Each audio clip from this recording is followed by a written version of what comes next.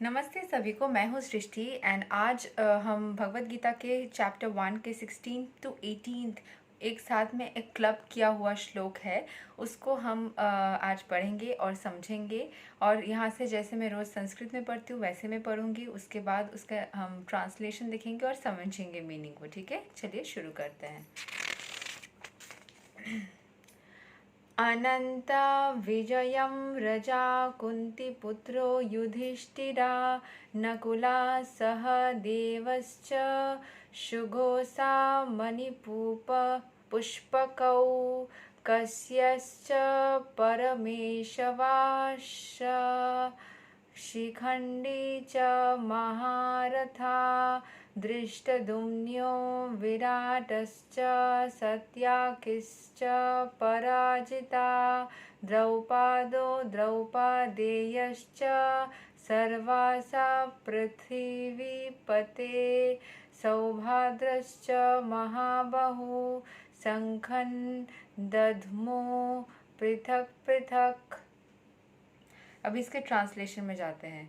King Yudhishthira, the son of Kunti, blew his conch shell. The Ananta Vijaya and Nakula and Sahadeva blew the Sughosha and Manipushpaka.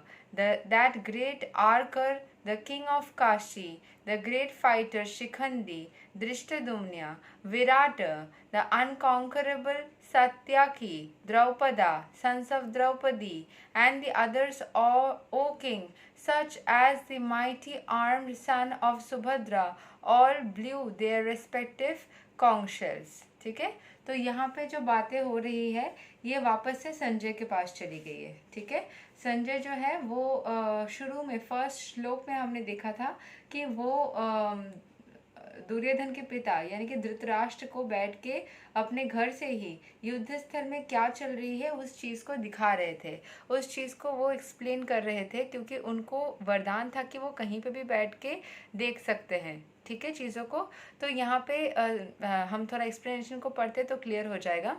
Sanjay informed King Dhritarashtra very tactfully that his unwise policy of deceiving the sons of Pandu and endeavoring to enthrone his own sons on the seat of the kingdom was not very laudable।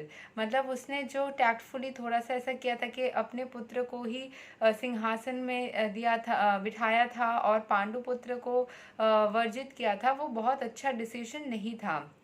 The signs already clearly indicated that the whole Kuru dynasty would be killed in the great battle।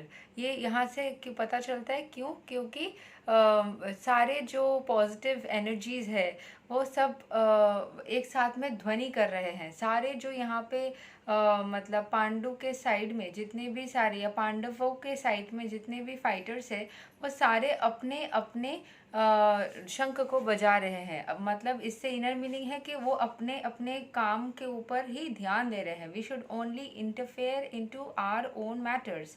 हमें अपने अपने काम पे ही ध्यान देना चाहिए। ठीक है, तो फिर उस चीज़ को वो कर रहे हैं, अच्छे से अपने काम के ऊपर वो ध्यान दे रहे हैं।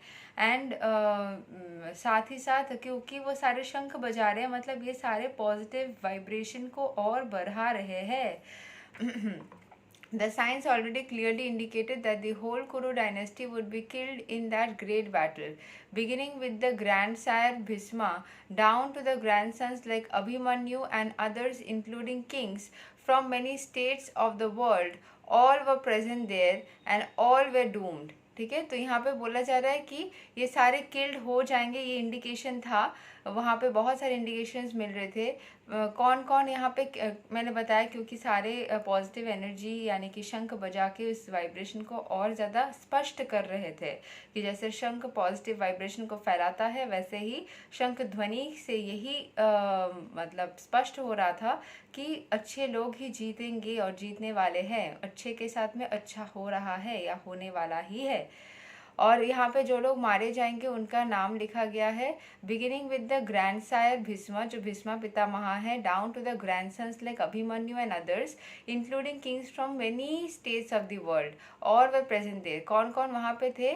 सारे भीष्म से, अभिमन्यु से, बाकी सभी लोग वहाँ पे प्रेजेंट थे। All were doomed, the whole catastrophe was due to the king Dhritarashtra because he encourage the policy followed by his sons.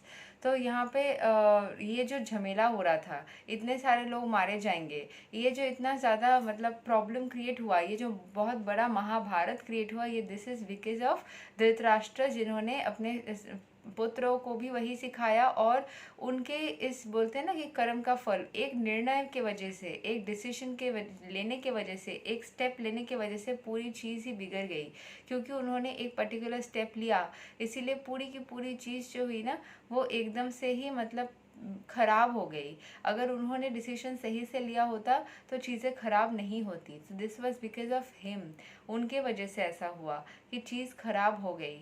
तो मतलब ये चीज़ बोला जा रहा है कि धृतराष्ट्र के डिसीजन के वजह से ये लड़ाई स्टार्ट हुई, जिसके वजह से सारे आज शंख ध्वनि बजा रहे हैं। नेगेटिव एनर्जी यानी कि इतने सारे लोगों के दुष्कर्म को तबाह करना पड़ रहा है। अगर उन्होंने पहले ही बोल दिया होता कि ये गलत काम है, अपने 100 पुत्र को सिखाया होता, तो फिर कोई गलत काम नहीं करते। ये उनका दायित्व था कि वो शिक्षा तो एटलीस्ट प्रोवाइड करे, फिर अगर वो नहीं मानते तब पता चलता। बट उन्होंने उनको एनकरेज किया, गलती सिखाया, खुद भी किया, उन लोगों को भी सिखाया, जिसके वजह से इतने सारे लोग इसमें इन्वॉल्व हो गए और इतने सारे लोगों को आज शंख ध्वनि बजा के युद्ध करना पड़ रहा है। तो यही है इस श्लोक का मीनिंग। अगले दिन हम टेक्स्ट 19 यानी कि श्लोक 19 को आगे करेंगे। आज के लिए हरे कृष्णा।